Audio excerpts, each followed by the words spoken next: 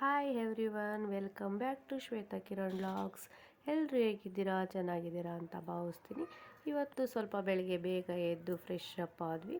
Fresh up ಆಗಿ ಪೂಜೆ ಕೂಡ ಮಾಡಿದ್ವಿ. ಯಾಕೆಂದರೆ ಇವತ್ತು ವಾರ ಇತ್ತು. ನಮ್ಮನೆಯಲ್ಲಿ ಶನಿವಾರ ಮತ್ತು ಶುಕ್ರವಾರ ಮಾಡ್ತೀವಿ. ಅದಕ್ಕೆ ಪೂಜೆ ಎಲ್ಲ ಮುಗಿಸ್ಕೊಂಡು ಮತ್ತೆ ದೋಸೆ ಮಾಡೋಣ, ಬೆಳಿಗ್ಗೆ ಬೇಗ ಆಗುತ್ತೆ ಅಂತ ದೋಸೆಗೆ ಮಾಡೋಕ್ಕಿಟ್ಟಿದ್ದಾರೆ. ಮತ್ತು ನಾವು ಕೂಡ ಎಲ್ಲ ಲಗೇಜ್ ಎಲ್ಲ ಪ್ಯಾಕ್ ಮಾಡ್ಕೊಂಡು ರೆಡಿ ಆದ್ವಿ. ನಮ್ಮ ಹಸ್ಬೆಂಡ್ ಕೂಡ ಬೇಗ ಹೊರಡ್ರಿ, ಬೇಗ ಬಿಟ್ಟು ಬರ್ತೀನಿ, ಮತ್ತು ಇಲ್ಲಿ ಟ್ರಾಫಿಕ್ ಆದರೆ ಹೋಗೋಕ್ಕಾಗಲ್ಲ ಅಂತೇಳಿ ಲಗೇಜ್ ಎಲ್ಲ ಪ್ಯಾಕ್ ಮಾಡಿ ಹೊರಗಡೆ ಇಟ್ಟಿದ್ದೀವಿ. ಯಾಕೆಂದರೆ ಮನೆಯವರು ಎಲ್ಲ ರೆಡಿ ಮಾಡ್ಕೊಳ್ಳಿ, ನಾನೆಲ್ಲ ಕಾರಲ್ಲಿ ಡಿಕ್ಕಿಗೆ ಹಾಕ್ತೀನಿ ಅಂತೇಳಿ ರೆಡಿ ಮಾಡಿ ಇಟ್ಕೊಂಡಿದ್ದಾರೆ. ಮತ್ತು ನೋಡಿ ಫ್ರೆಂಡ್ಸ್, ಊರಲ್ಲಿ ತುಂಬ ಚೆನ್ನಾಗಿರುತ್ತೆ ವೆದರು. ನಮ್ಮನೆ ತೋಟದಲ್ಲಿರೋದ್ರಿಂದ ತುಂಬ ಚೆನ್ನಾಗಿ ಗಾಳಿ ಬರುತ್ತೆ, ಮತ್ತು ಅಷ್ಟೊಂದು ಬಿಸಿಲು ತಾಗಲ್ಲ ಈ ಟೈಮಲ್ಲಿ. ನೋಡಿ ಎಲ್ಲ ಚಿಕ್ಕರಿದೆ. ಕರ್ಬೇವಿನ ಗಿಡ ಅಂತೂ ತುಂಬ ಚೆನ್ನಾಗಿದೆ. ಮತ್ತು ನನ್ನ ಮನೆಯವರು ನೀವು ಬೇಗ ಫ್ರೆಶ್ ಅಪ್ ಆಗಿ ಎಲ್ಲ ರೆಡಿ ಮಾಡಿಕೊಂಡು ಪಾಪುಗೆಲ್ಲ ರೆಡಿ ಮಾಡಿರಿ, ನಾನು ಅಷ್ಟರಲ್ಲಿ ದೋಸೆ ಬಿಟ್ಕೊತೀನಿ ಅಂತ ಬಿಟ್ಕೊತಿದ್ದಾರೆ. ತುಂಬ ಚೆನ್ನಾಗಿ ಕುಕ್ಕಿಂಗ್ ಮಾಡ್ತಾರೆ. ಕೆಲವೊಂದನ್ನು ಸ್ಪೈಸಿಯಾಗಿ ಟೊಮಟೊ ಬಾತು ಈ ಥರ ಎಲ್ಲ, ಪಲಾವು ಆ ಥರ ಎಲ್ಲ ಚೆನ್ನಾಗಿ ಮಾಡ್ತಾರೆ. ನಾನು ಏನು ಮಾಡ್ತಿದ್ದೀರಾ ಅಂದರೆ ದೋಸೆ ಬಿಡ್ತಿದ್ದೀನಿ ಅಂತ ಅಂತಿದ್ರು. ಏನು ಅಂದ್ಕೊಳಲ್ಲ ಆ್ಯಕ್ಚುಲಿ, ಇದೆಲ್ಲ ಮಾಡೋಕ್ಕೆ ಇಷ್ಟಪಡ್ತಾರೆ ತುಂಬ. ಮತ್ತು ನಾವು ಬೇಗ ಎಲ್ಲ ತಿನ್ನೋಣ ಅಂದ್ಕೊಂಡು ನಮ್ಮ ಅತ್ತೆ ಚಟ್ನಿ ಒಂದೇ ಸಾಕು, ಪಲ್ಯ ಬೇಡ ಅಂತ ಅಂದೆ. ಚಟ್ನಿ ಒಂದೇ ಮಾಡಿದರು. ತುಂಬ ಸ್ಪೈಸಿಯಾಗಿ ಚೆನ್ನಾಗಿ ಮಾಡ್ತಾರೆ ನಮ್ಮ ಅತ್ತೆ. ಮತ್ತು ಮಧ್ಯಾಹ್ನ ನಮ್ಮ ಅತ್ತೆನೂ ಕೂಡ ರಿಲೇಟಿವ್ಸ್ ಮನೆಗೆ ಹೋಗೋದ್ರಿಂದ ಸಾಂಬಾರು ಮತ್ತು ಮಜ್ಜಿಗೆ, ಮೊಸರು ಎಲ್ಲ ಮಾಡಿಟ್ಟಿದ್ದಾರೆ. ರೈಸ್ ಎಲ್ಲ ನಮ್ಮ ಮಾವಂಗೆ ರೆಡಿ ಮಾಡಿಟ್ಟಿದ್ದಾರೆ.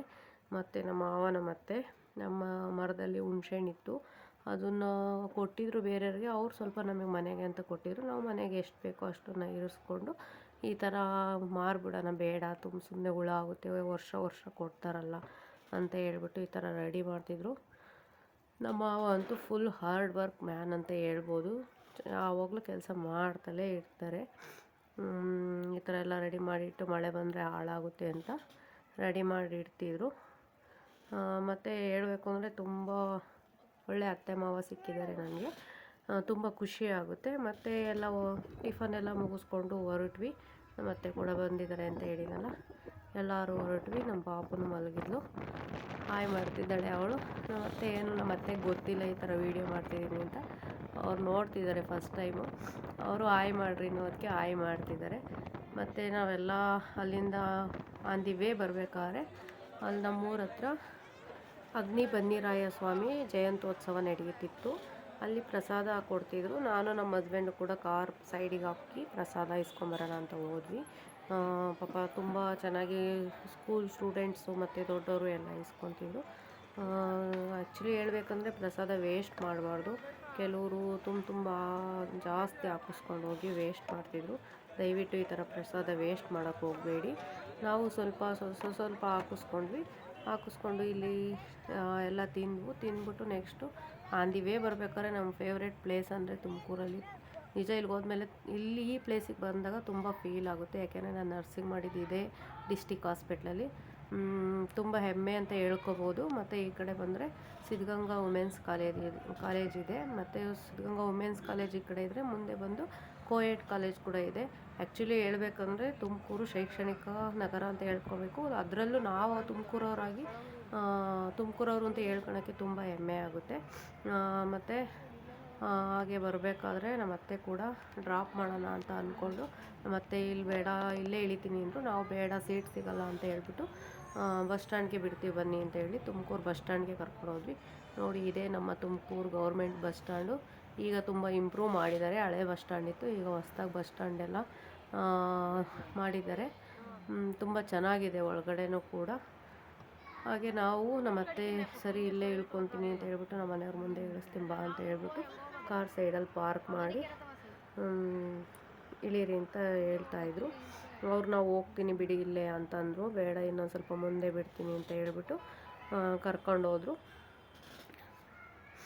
ನೋಡಿ ಎಷ್ಟು ಚೆನ್ನಾಗಿದೆ ತುಮಕೂರು ಗೌರ್ಮೆಂಟ್ ಬಸ್ ಸ್ಟ್ಯಾಂಡ್. ಇವಾಗ ಮತ್ತೆ ತುಂಬ ಫೀಲ್ ಮಾಡ್ಕೊತಿದ್ದಾರೆ. ಮೊಮ್ಮಗಳನ್ನ ಬಿಟ್ಟು ಹೋಗ್ಬೇಕಲ್ಲ ಅಂತ ಹೇಳ್ಬಿಟ್ಟು ಇನ್ನು 2 months ನಾವು ಬರಲ್ಲ ಅಂತ ಅಂದ್ಕೊಂಡು ನೆಕ್ಸ್ಟ್ ನಾವು ಇಲ್ಲಿ ಅಮಾನಿಕೆರೆಯಿಂದ ಆ ರೂಟಲ್ಲಿ ಹೊರಟ್ವಿ ಬೆಂಗಳೂರು ಕಡೆಗೆ. ನಮ್ಮ ಅತ್ತೆ ಬಿಟ್ಬಿಟ್ಟು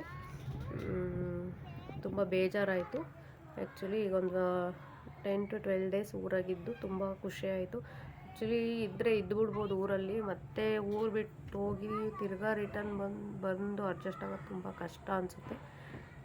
ನಮ್ಮೂರಂದರೆ ನಂಗೆ ತುಂಬ ಖುಷಿಯಾಗುತ್ತೆ ಇವಾಗ. ನೋಡಿ, ಇದು Amanikere park, Tumakuru Amanikere park.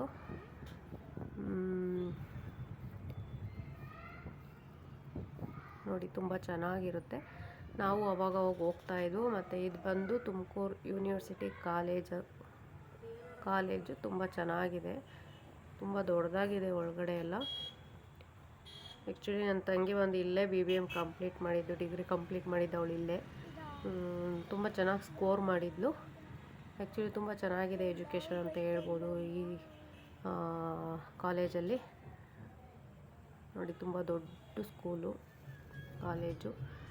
Finally ಕ್ಯಾಸಂದ್ರ ಹತ್ರ ಬಂದ್ವಿ. ನೋಡಿ, ಇದು ನಮ್ಮ ಸಿದ್ಧಗಂಗೆ ಬೆಟ್ಟ. ತುಂಬ ಚೆನ್ನಾಗಿ ಜಾತ್ರೆ ನಡೆಯುತ್ತಿಲ್ಲಿ. ಅದೇ ನೆಕ್ಸ್ಟ್ ಫೈನಲಿ ಗೊರಗುಂಟೆಪಾಳ್ಯ ರೀಚ್ ಆದ್ವಿ. ಈ ಬೆಂಗಳೂರಿಗೆ ಬಂದರೆ ಅರ್ಧ ತಲೆನೋವು ಅಂದರೆ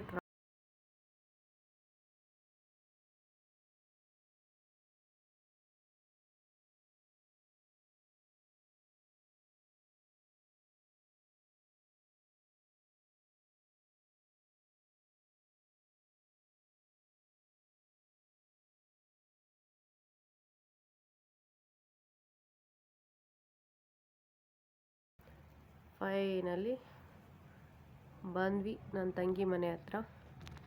ಇದೇ ಚನ್ನಸಂದ್ರ, ನಾಗವನಹಳ್ಳಿ. ಆ್ಯಕ್ಚುಲಿ ತುಂಬ ಖುಷಿಯಾಗುತ್ತೆ. 10 o'clock ಬಿಟ್ಟರು, 4:30ಗೆ ಬಂದಿದ್ದೀವಿ.